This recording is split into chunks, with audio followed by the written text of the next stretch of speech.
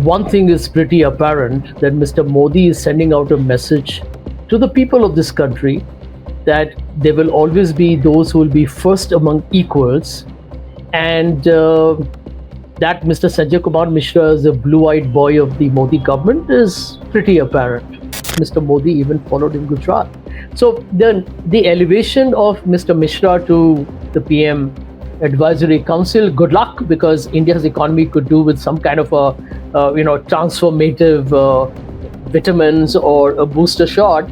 If Mr. Mishra has some great eureka, I think the country will be more than delighted. But bottom line is this, that the ED was a tool of harassment.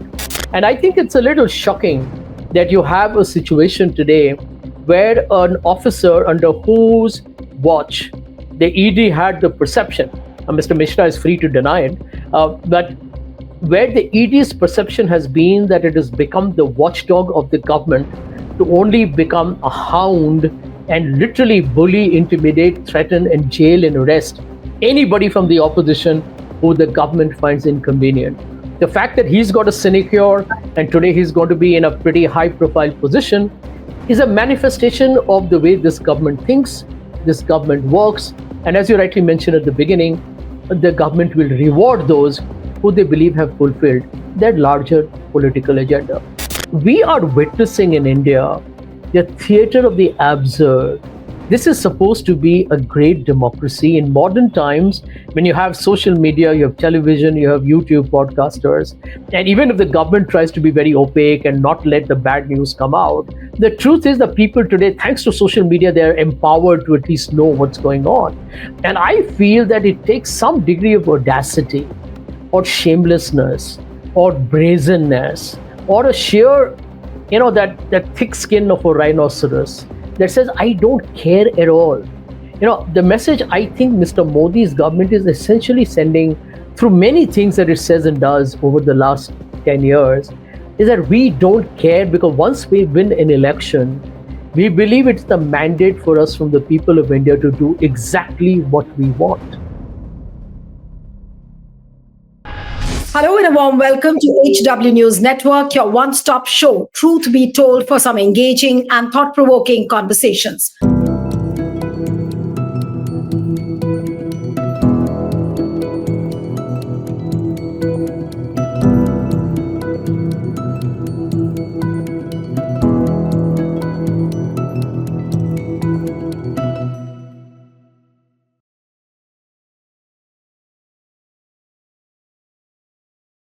Former Enforcement Director Sanjay Mishra has been appointed by the Union government as a full-time member of the Economic Advisory Council to the Prime Minister.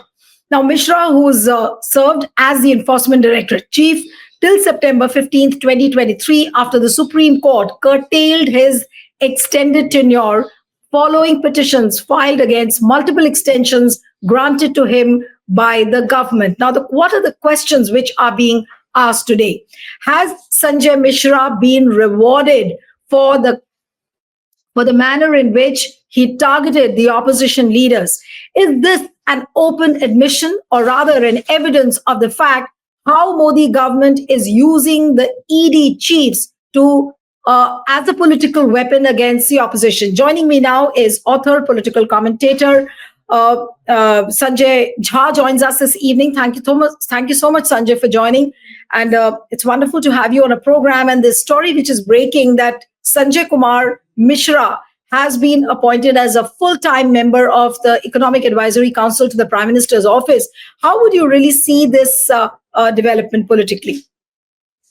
Well, Neelu, first and foremost, I think what I like about Sanjay Mishra is his name.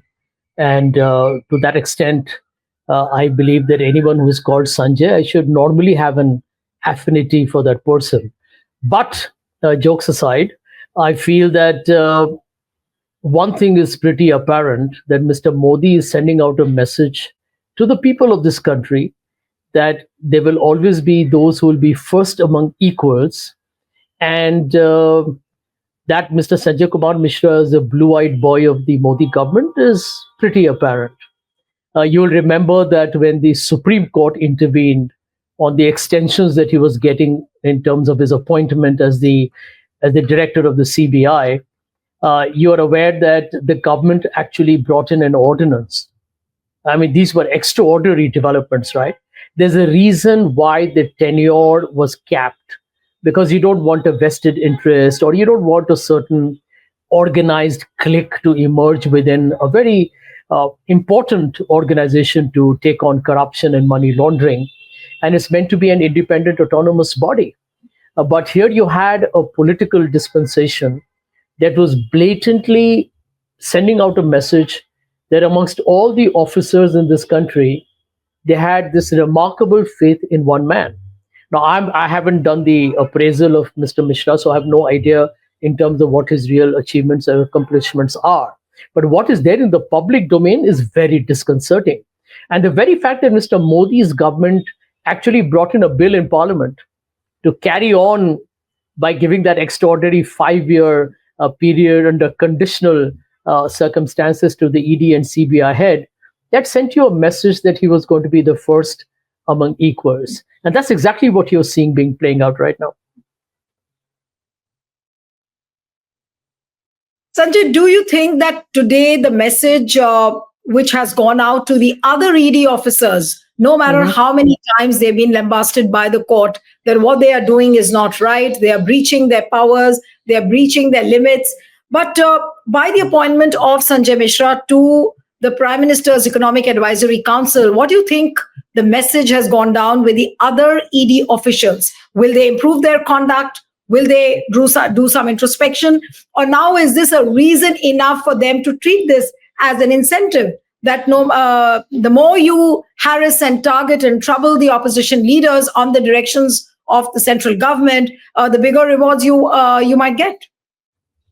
Well, I can tell you for a fact that whatever this PM Economic Advisory Council does, it's been a mammoth failure. I don't know who are the entire list of distinguished gentlemen in that office, but the fact is, if you look at India's GDP, unemployment, the stress in the rural economy, the wipeout of the MSME sector, basically you look at the failure of manufacturing. Overall, India is stagnating as an economy. And I think post the US tariff and the entire global uncertainty, there is no denying that the structural slowdown that we talked about is going to be more and more deeply entrenched, leading to a prolonged period of what I would call as an economic, not just uncertainty, but a certain bearishness. So the Economic Advisory Council definitely needs a new kind of thinking. Will Mr. Sanjay Kumar Mishra, who has been mostly harassing opposing leaders through all kinds of money laundering cases, does he have the silver bullet or the magic wand to create a transformation of India's economy? That time will tell. But he has rather been more politically involved in the state of affairs. And I was just looking at the high-profile cases which he has handled. The Enforcement Directorate launched a probe against Sonia Gandhi, Rahul Gandhi, Priyanka Gandhi, Vadra, and then against Jharkhand Chief Minister Hemant Soren, former Home Minister of Maharashtra Anil Deshmukh, former JNK Chief Minister Mehbooba Mufti, National Conference leader Farooq Abdullah and Omar Abdullah. Then during his tenure, ED got approval for the extradition of fugitives such as Vijay Mallya, Nirav Modi and arms dealer Sanjay Bhandari. So the list is very, very long. Now, whoever the new ED chief is, do you think that because of the Supreme Court curtailing the extensions of Sanjay Mishra, would he introspect, or will he continue in a similar fashion as what Sanjay Mishra conducted himself? Well, Neelu, you look at some hard data. They had 193 cases against politicians, and they got a 1% conviction rate, if I'm not mistaken. You remember that famous Indian Express investigation that told you that 95% of the cases during that period of 4 years were against opposition leaders. And clearly, that's how that entire washing machine story became a reality, right? So, did the ED and the CBI become instruments of political vendetta or vindictiveness? Absolutely. You don't have to be a genius, or you don't have to read a new investigative book to read that. It's pretty much clear as daylight.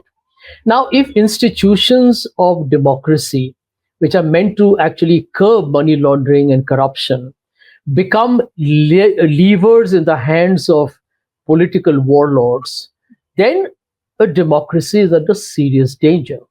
And that's exactly what has happened. So, when the opposition talks about this whole BJP washing machine and the entire abuse of power by the BJP, which has been flagrant, you got to hand it to Mr. Modi's government. They're like, we don't care a damn. Largely, they control the mainstream media, right? So the large, big media is under the influence of this government. So if there is an criticism of this government, they will find a way to not talk about it at all, or they will give it a fleeting mention. And I think as a result, the ordinary persons of India are not aware of what is going on. I'll give you an example. I have been on a lot of shows in the last week. I have not attended a single of them which has talked about this corruption against the Delhi High Court judge, that frankly speaking should be the screaming headline all over the country.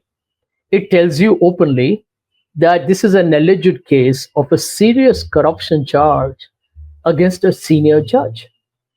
So, the corruption in India's institutions is now Nilu for all to see who have cared to see it. It's not just ED or the CBI or an income tax or even questions of the NIA, where you remember the famous Rohini Salyan case, where there was an attempt to try and sabotage a free investigation on the Maligaon case, for example. And you look at Election Commission, which has been totally emasculated.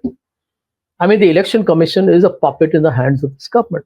So what you're seeing right now in Mr. Mishra's elevation to this job is that many of these bureaucrats, and Mr. Modi is known to run this country with bureaucrats. Either he has no trust on his political colleagues, or he thinks that they don't have the requisite talent or the skill to run the country. So even when there are ministers apparently in government, it is the bureaucrats who call the shot.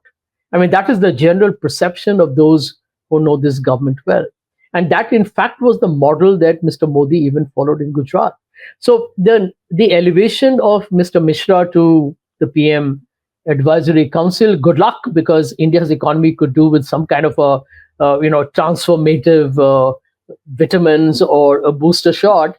If Mr. Mishra has some great eureka, I think the country will be more than delighted. But bottom line is this, that the ED was a tool of harassment. And somebody needs to explain this to the people of this country, that when your conviction rate was hardly, there's a Supreme Court, in fact, had to say that, what are you doing? You remember that the liquor scam, they even talked about a very brutal, illegal interrogation of people. I remember Sanjay Raut in Maharashtra, where I live, in his case of his arrest and subsequent bail. I mean, the government, I think the court actually said that there was no case against him. So, you're witnessing a complete tragic, I would say, collapse of governance and independence of institutions. And don't forget that 71% of most of these cases that came against politicians came in the case of the last 5 years. And principally during the time when Mr. Mishra was the head of ED. So I have only one question to ask of Mr. Modi's government, that don't they have more talented people? I think ED must be having very bright people in it, right? Bureaucrats who understand revenue and finance and taxation and various ways and means by which all kinds of financial frauds can happen, for which you need both analytical as well as regulatory understanding. And I think it's a little shocking that you have a situation today where an officer under whose watch the ED had the perception, and Mr. Mishra is free to deny it, but where the ED's perception has been that it has become the watchdog of the government to only become a hound and literally bully, intimidate, threaten, and jail and arrest anybody from the opposition who the government finds inconvenient. The fact that he's got a sinecure and today he's going to be in a pretty high profile position is a manifestation of the way this government thinks, this government works. And as you rightly mentioned at the beginning, the government will reward those who they believe have fulfilled their larger political agenda. Of course, and there's no two ways about the fact that Sanjay Mishra has been rewarded and awarded very well by the Modi government. But we must also discuss how ED has become an important electoral tool also in the hands of the government. We must not forget, just few days back, Tejasvi Yadav, Lalu Yadav, they were all questioned by the ED, and repeatedly this has been happening in every election. So does now the ED chief, who, I mean, Sanjay Mishra, of course, is now part of the Prime Minister's Economic Advisory Council, but the ED chief is also part of the electoral machinery now. So he has to not only do his job as an ED chief, but he also has to do things which are part of the election conduct. Well, Neelu, thankfully, although I'm surprised how the Supreme Court yet hasn't passed its verdict categorically in terms of the ED's powers, the truth is that in separate observations, they have mentioned that the ED arresting people without, kind of necessary information to the person who's being accused, and arresting people actually without even substantive foundational cases, trials being delayed for a considerable period. And obviously, as we can all see, the conviction rates have been wretched. That points out to the fact that the ED today has been completely dismantled in terms of its reputation, second, its credibility, and third, based on the conviction rates, it clearly hasn't been able to make any tangible progress, despite the fact that I read reports that they have seized assets worth roughly 65,000 crores. Now, seizing of assets is not the end of a problem. The proof of the pudding is that if you accuse somebody of X, is the court upholding that as a fair accusation? And that is really not happened, barring, I think, 2 leaders from Jharkhand who got convicted. So I think when I look at, say, for example, the electoral bond issue, and you saw there how, suddenly the ED said, fine, a bail can be given to somebody. Why did they do that great turnaround on the liquor scam case? That gentleman from Hyderabad. So, I just feel that we are witnessing in India the theater of the absurd. This is supposed to be a great democracy. In modern times, when you have social media, you have television, you have YouTube podcasters, and even if the government tries to be very opaque and not let the bad news come out, the truth is that people today, thanks to social media, they're empowered to at least know what's going on. And I feel that it takes some degree of audacity or shamelessness or brazenness or a sheer, that thick skin of a rhinoceros that says, I don't care at all. The message I think Mr. Modi's government is essentially sending through many things that it says and does over the last 10 years is that we don't care, because once we win an election, we believe it's the mandate for us from the people of India to do exactly what we want. Okay. And I think that to me should be a worry for everybody who's watching your program and cares for democracy. Now, democracy is not some abstract term, one of those Western concepts that only the elite and those who are educated and speak English and are supposedly the Khan market gang that Mr. Modi doesn't like, or the Lutyens elite that he abhors, that I think his government is essentially part of now. That I think it's not just some kind of an exercise in an academic rumination. Democracy is serious business. And I think if today everyone and every institution is going to be so compromised, which is supposed to basically govern India, and that includes the people who are at the helm of affairs, then I think Indian democracy, frankly speaking, will go further down the slippery slope into a black hole. I also want to ask you the kind of impact it's going to have on the general bureaucracy in the country. This incentive or this reward which has been given to Sanjay Mishra, that now earlier he was the ED chief, the loyal ED chief, has now been promoted to the Prime Minister's office. Now, is it going to really work as an incentive now for the other bureaucrats that, look, don't listen to your conscience. The more loyal you are to the government, the better rewarded you will be, the better prospects you will have. Is that the message which the Prime Minister has sent out today to the entire bureaucracy of the country? Well, I can tell you that, while a lot of the conversation is on the failure of India's political ecosystem, particularly the authoritarianism or the corruption in our political structure across parties, but primarily, I would say, the ruling party in New Delhi, the bottom line is that even the bureaucracy has failed our country. And that is a tragedy because the bureaucracy is aware that it cannot be thrown out every 5 years. And the bureaucracy has a job basically to uphold the standards that any government needs to deliver on.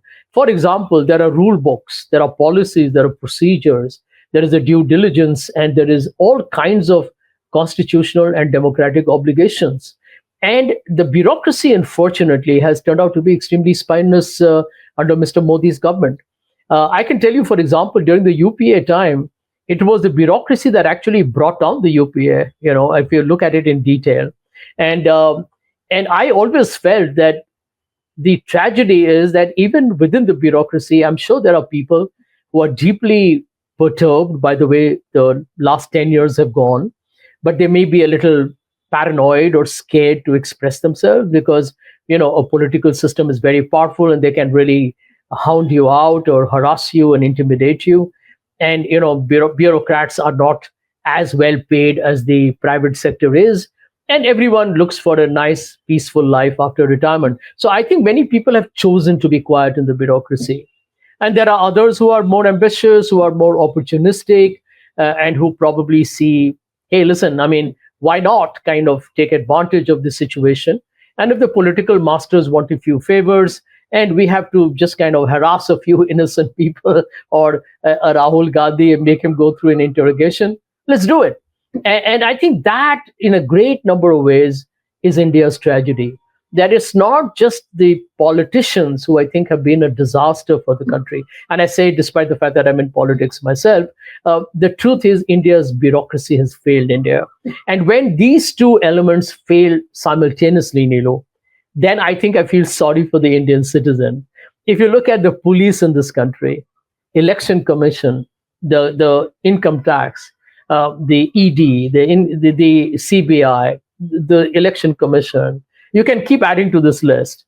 The CAG, you add now the courts. I mean, it's out in the open, right? I mean, why are we forgetting that 4 senior Supreme Court judges came out of the open and held a press conference and said the Supreme Court benches are fixed? Now, when you have that kind of an allegation, you saw what happened to Ranjan Gogoi. There was a serious allegation against him of a personal misdemeanor. And within months of his leaving the job of the most, I would say, hallowed job in this country, the Chief Justice of the Supreme Court of India, he was in the Raj Sabha. And, I just feel that this has to be one of the most fascinating periods of a democratic history of any country where everything was out in the open. Let's be honest here. Mr. Modi's party keeps winning elections. And it's also a commentary on how the ordinary people of our country are now getting normalized to a certain level of either poor governance or corruption or an abuse of power or the complete death of democracy, the mocking of the constitution, and definitely the media becoming a complete circus. We are all okay with that. And therefore, I think down the line, Nilu, let me be very honest, I'm an eternal optimist. But I feel if things continue the way they do, we as a country will pay a price sooner rather than later, because such flawed republics usually end up hurting their own people. And I think, regimes will change. I'm sure people will vote them out. But when you destroy institutions, they take a lot of time to recover. And that period of recovery could lead to poor service, more delayed, kind of benefits for the ordinary citizens. And more importantly, I think a disillusioned electorate. That is hardly a healthy sign for a democracy. I was reading Saket Gokhale's tweet on this appointment of Sanjay Mishra to Economic Advisory Council. I'm not reading the whole tweet, but the operative part on which I wanted to ask you a question. He's written that This crook who deployed ED to target opposition has now been made a member of PM's Economic Advisory Council. After all this brazenness, why is Modi so scared to admit that he uses the ED against opponents like a pathetic coward? Can I ask you the last question? Nothing can be more brazen than this, that he's been rewarded and he's now part of the Economic Advisory Council. But why is Prime Minister Modi, or for that matter, anyone in his government, so scared to admit that ED is being used against the opponents? Well, actually, Nilu, Saket is wrong. I don't agree with him. Mr. Modi is not scared to admit that the ED is an instrument of political torture. He's actually rewarded the man, right, as you rightly said. So he's telling the people of India, he's telling the opposition, hang on, you all were complaining, right, that the ED is become the big Gabbar Singh of Indian politics. Well, I have now promoted him into a very esoteric, august group of the PM Advisory Council. So yes, I do what I want to do. So Saket is wrong. Mr. Modi is admitting, I don't care a damn. That's what I told you, that I have been in India all my life. I've traveled quite a bit. And I feel that right now, if you look at Trump's America and you look at our own country, it's out in the open that political leaders with an authoritarian disposition will do what they want. Absolutely. They have no compunctions. They have no, what I call as a moral revulsion over the fact that they could be doing things that will be destructive down the line and for the health of Indian democracy. Nilu, you have heard it multiple times, right? That it's the institutions that determine a democracy.